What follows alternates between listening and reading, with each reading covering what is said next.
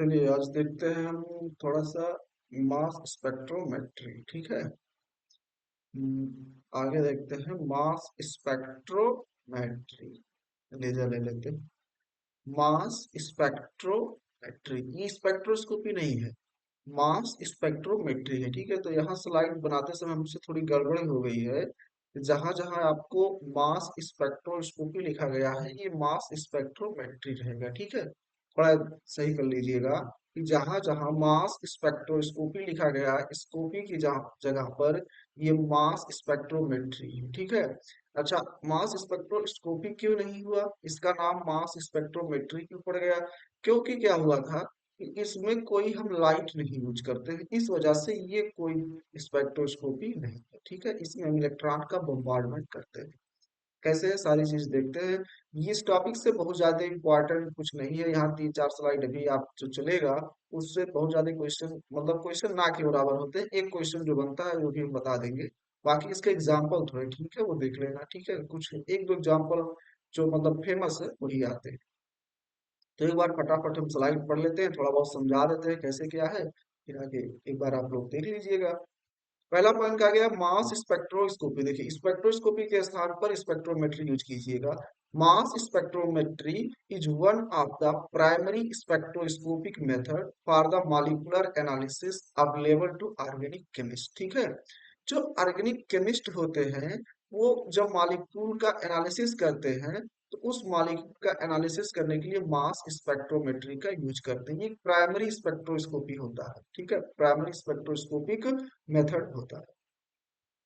दूसरा point, it is the micro analytic technique requiring only a few नैनोमोल्स of the sample obtain characteristic information pertaining to the structure and molecular weight of analyte। ठीक है, इस point का मतलब ये हुआ कि जब आप मास स्पेक्ट्रोमेट्री किसी सैंपल का करते हैं तो नैनोमोल्स, लगभग लगभग ना के बराबर आपका सैंपल यूज होता है।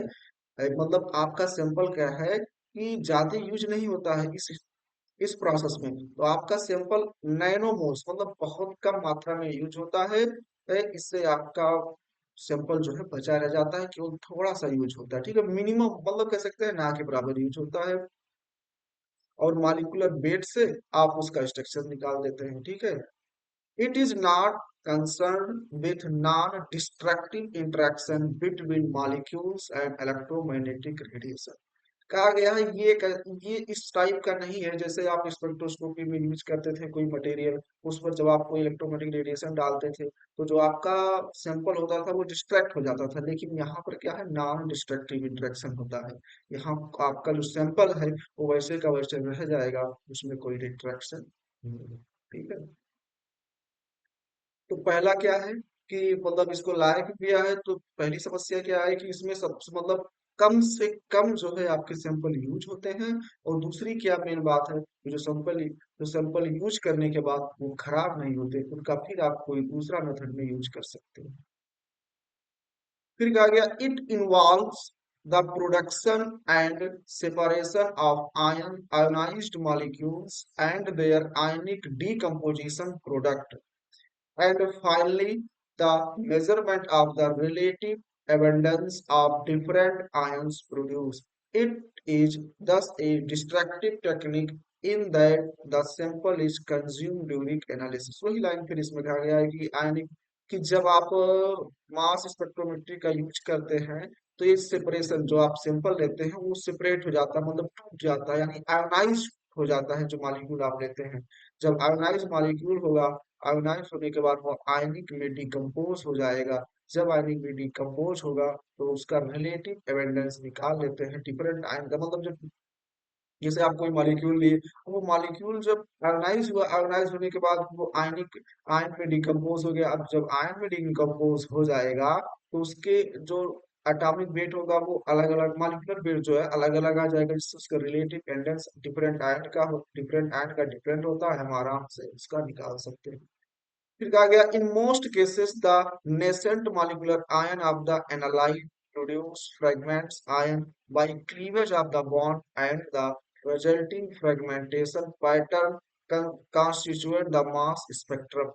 इसका मतलब ये हुआ, जैसे आपने कोई मॉलिक्यूल लिया, जब उस मॉलिक्यूल पर इलेक्ट्रॉन का बोmbardment किया जाता है तो वो जो मॉलिक्यूल है वो आपका नेसेंट मॉलिक्यूलर आयन में टूट जाता है। फिर उसके बाद फिर उस मॉलिक्यूल का फिर फ्रेगमेंटेशन होता है। जब उसका फिर फ्रेगमेंट होगा तो उसके बाद फिर वो तो आयन में क्लीवेज टूट जाएगा, जो उसका बॉन्ड होगा वो टूट जाएगा और छोटे छोटे आयनों में। जिससे क्या होता है, मास स्पेक्ट्रम में एक पैटर्न दिखाई देता है। उसी से हम और डिटेक्ट करते हैं कि जो हमारा मॉलिक्यूल है उसका स्ट्रक्चर कैसा है। ठीक है, ये मास स्पेक्ट्रम कैसे आता है, मॉलिक्यूल आयन कैसे क्लीज होता है, सारी चीजें हम देखेंगे। अभी आप केवल इंट्रोडक्शन देखिए कि होता इसमें क्या है। ठीक है, अगला पॉइंट है, thus the mass spectrum of each compound is unique and can be used as chemical fingerprint to characterize the sample. इसका इस पॉइंट का मतलब ये है कि जब आप किसी कंपाउंड का मास स्पेक्ट्रम करते हैं तो जो वो आयन में टूटता है वो एक यूनिक होता है। ऐसा नहीं है कि ये- वो इस प्रकार के आयन दो तीन टूट जाए, नहीं, वो यूनिक होता है, अलग अलग आयन में टूटता है। जिससे केमिकल फिंगरप्रिंट से हम उसका कैरेक्टराइज कर सकते हैं उस सैंपल के बारे में। ठीक है, अब कुछ बेसिक प्रिंसिपल है देख लेते हैं। मास स्पेक्ट्रोमेट्री, स्पेक्ट्रोस्कोपी की जगह पे मेट्री कर देना बहुत बड़ा गलती हो गई है, क्योंकि टाइप करते समय ध्यान नहीं दे। Mass spectrometry is the most accurate method for the determining the molecular mass of the compound and its elemental composition. जो मास स्पेक्ट्रोमेट्री है ये बहुत मतलब एक्यूरेट मेथड है। इसमें कोई ये नहीं है कि फ्लक्चुएशन मेथड नहीं है, ये एक्यूरेट मेथड है। मतलब जो आपका रिजल्ट होगा वो बहुत अच्छा मिलेगा। ठीक है, मालिक जो कंपाउंड होगा उसका स्ट्रक्चर कैसा होगा वो एक्यूरेट आपको पता चल जाएगा। तो एक्यूरेट मेथड है किसके लिए, determining the molecular mass, molecular mass determine करने के लिए किसका, कंपाउंड का, और उसके एलिमेंटल कंपोजिशन में कि उस मॉलिक्यूल में कौन से एलिमेंट का कंपोजिशन है। अगला कहेगा, in this technique molecules are bombardment with a beam of energetic electrons. हमने कहा ना, इस टेक्निक में हम मॉलिक्यूल्स के ऊपर bombardment करते हैं एक बीम ऑफ एनर्जेटिक इलेक्ट्रॉन्स का, ना कि किसी इलेक्ट्रोमैग्नेटिक रेडिएशन। ठीक, the molecules are ionized and broken up into many fragments, some of which are positive ions। Molecules जो आप लेते हैं वो आयोनाइज हो जाएंगे, आयोनाइज होने के बाद टूट जाएंगे, टूटने के बाद बहुत से फ्रेगमेंट में टूटते हैं, जिसके जिससे उनको पॉजिटिव आयंस भी क्रिएट हो जाते हैं। Each kind of ion has a particular ratio of mass to charge, that is m upon e ratio value. For most ion the charge is 1 and thus m upon e ratio is simply the molecular mass of the ion। यानी जो आपका ion में टूटते हैं उनका m by E या m by Z ratio निकाल लेते हैं। अलग अलग पार्ट में टूटे हुए आयंस की अलग अलग एम बाई जेड वैल्यू होती है। तो एम बाई जेड वैल्यू जब अलग अलग होगी तो उसकी जो स्पेक्ट्रम होगी वो अलग अलग पॉइंट पर आपको दिखेगा। अगला पॉइंट है, mass spectra is used in two general way. जो मास स्पेक्ट्रा है ये यूज किया जाता है दो जनरल तरीके हैं। पहला, to prove the identity of compounds, हमको दो कंपाउंड के आइडेंटिटी को प्रूव करने के लिए, to establish the structure of new a compound, या कोई नया कंपाउंड अगर है तो उसको उसके स्ट्रक्चर को एस्टेब्लिश करने के लिए यूज किया जाता है। The mass spectrum of a compound helps to establish the structure of new compound in several different वे।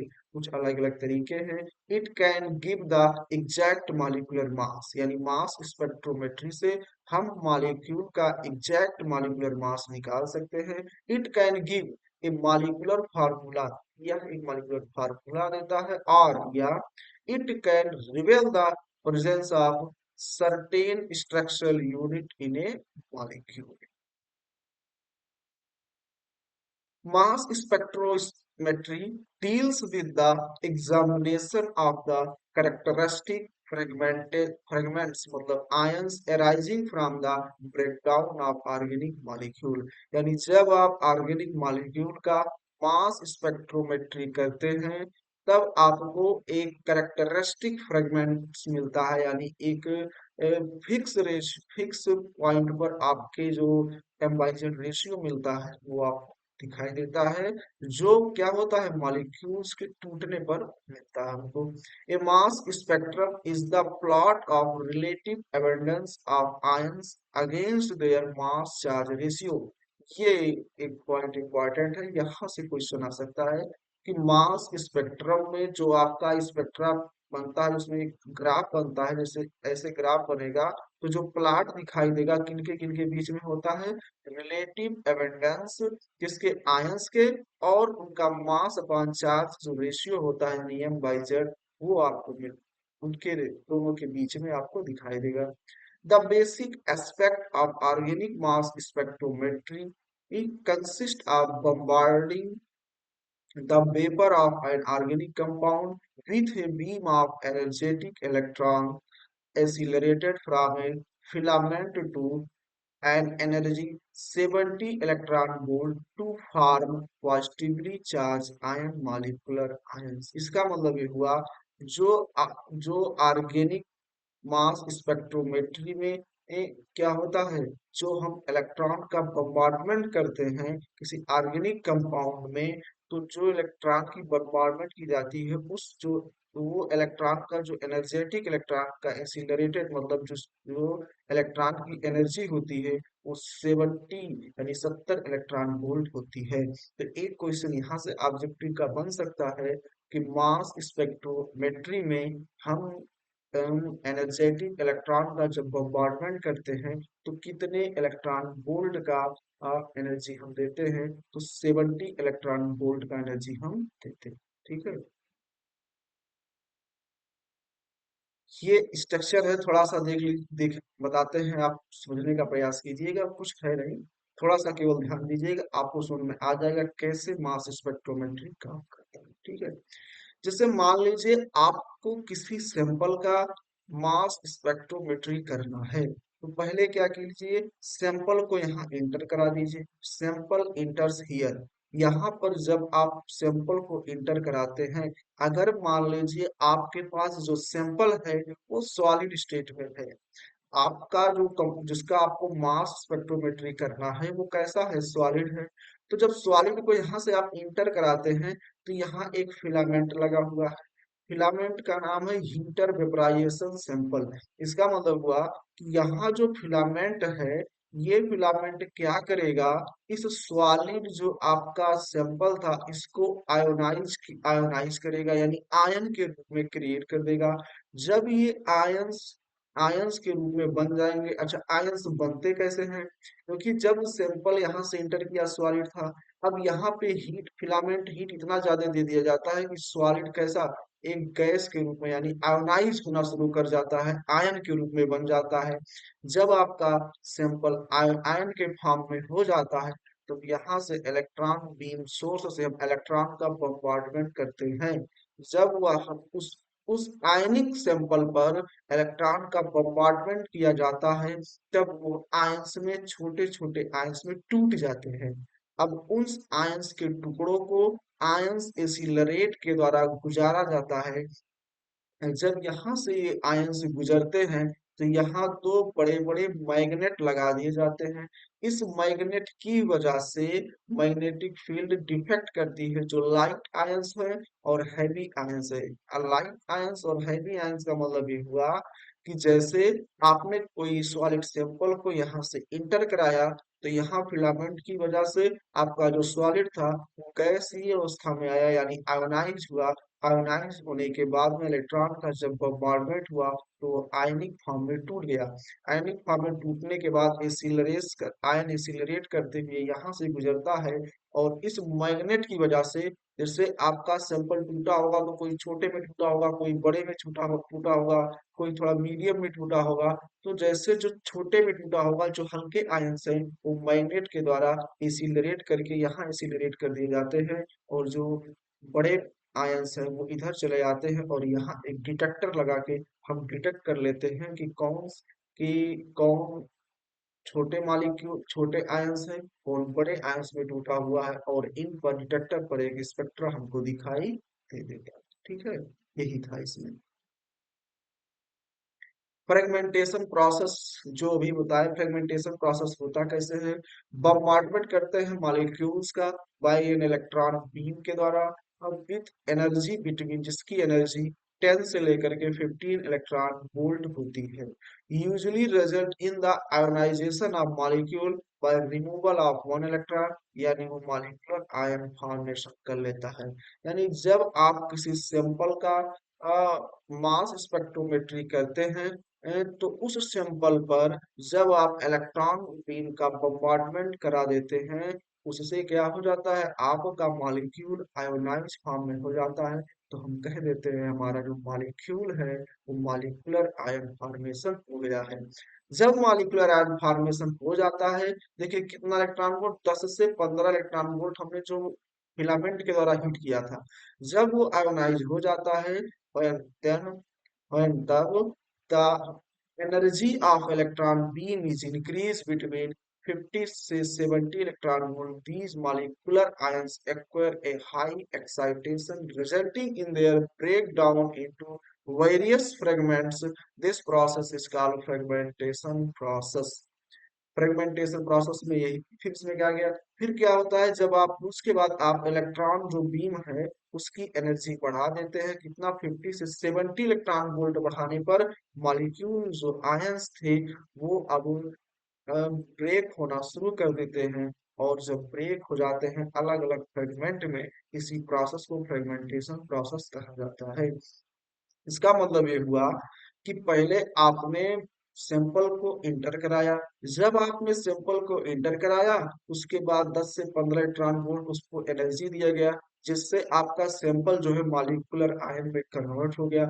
जब मॉलिक्यूलर आयन में आपका सैंपल कन्वर्ट हो गया, तब आपने इस एनर्जी को बढ़ा के 50 से 70 इलेक्ट्रॉन वोल्ट कर दिया, जिससे वो मॉलिक्यूलर आयन फॉर्म में जो आपका सैंपल कन्वर्ट हुआ था वो अब ब्रेक होना शुरू हो जाता है। और जब वो ब्रेक होता है तो अलग अलग पार्ट में ब्रेक होता है, जिसको कहा जाता है फ्रेगमेंटेशन, और इस सारे प्रोसेस को कहा जाता है फ्रेगमेंटेशन प्रोसेस। ठीक है, जहां अब हमको नहीं लगता ये आपके समझ में आ गया होगा कि एक थोड़ा बहुत आपको इंट्रो मिल गया होगा कि मास स्पेक्ट्रोमेट्री क्या होता है, मास स्पेक्ट्रोमेट्री में कैसे काम करता है, इसमें किसी लाइट का यूज नहीं होता है। अब क्वेश्चन बन सकता है कि मास स्पेक्ट्रोमेट्री में कोई लाइट यूज किया जाता है या इलेक्ट्रॉन बीम, तो आप याद रखिएगा इसमें किसी लाइट का यूज नहीं होता, इलेक्ट्रॉन बीम का बम्बार्डमेंट किया जाता है। ठीक है, इसमें आप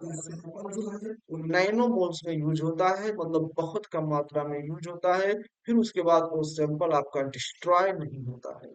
ठीक, और आपका फ्रेगमेंटेशन प्रोसेस आप देख ही चुके हैं कि पहले आपका सैंपल आयोनाइज होगा, आयोनाइज होने के बाद फिर वो अलग अलग आयंस में फ्रेगमेंट हो जाएगा, इसी को आयन फ्रेगमेंटेशन कहा। ठीक है, अब अगले स्लाइड में हम देखेंगे कि अगले मतलब वीडियो में देखेंगे फिर आगे कैसे क्या होता है, निकालते कैसे हैं फ्रेगमेंटेशन, तो हमने देख लिया फ्रेगमेंटेशन होता है कैसे, कितने टाइप के फ्रेगमेंटेशन होते हैं, वो सारी चीजें हम अगले वीडियो में कवर करें। ठीक है।